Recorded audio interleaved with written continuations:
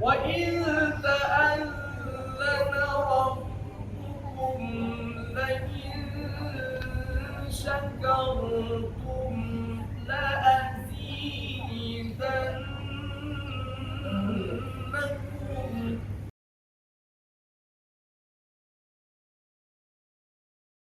Syederalun sejumlah warga Aceh yang tergabung dalam komunitas sahabat Erdogan melakukan syukuran dan doa bersama atas kemenangan Recep Tayyip Erdogan sebagai Presiden Turki periode 2023 sampai 2028 di halaman Masjid Raya Baitur Rahman Banda Aceh pada Jumat 2 Juni 2023.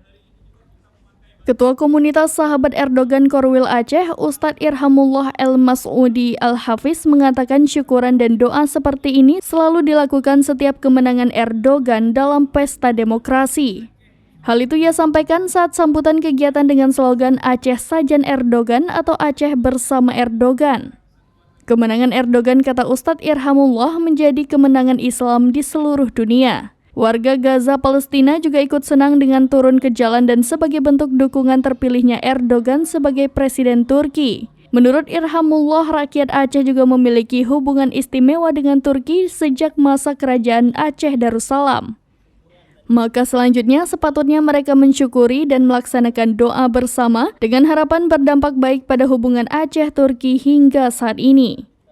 Menurut Irhamullah, kemenangan Erdogan menjadi harapan bagi rakyat Turki lantaran mereka bisa melaksanakan ibadah sesuai tuntutan Islam. Masyarakat dunia yang tertindas dan saat ini mengungsi ke Turki juga mendapat perlakuan yang baik dari kepemimpinan Erdogan.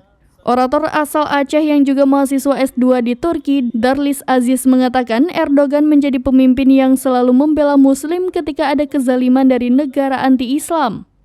Perayaan ini penting, kata Darlis Aziz, sebagai pencerdasan politik bagi masyarakat Aceh. Sejak menduduki tampuk pimpinan Turki, Erdogan menjadi penyeimbang antara negara Islam dan negara Barat, sehingga tidak ditindas secara politik, ekonomi, dan pendidikan.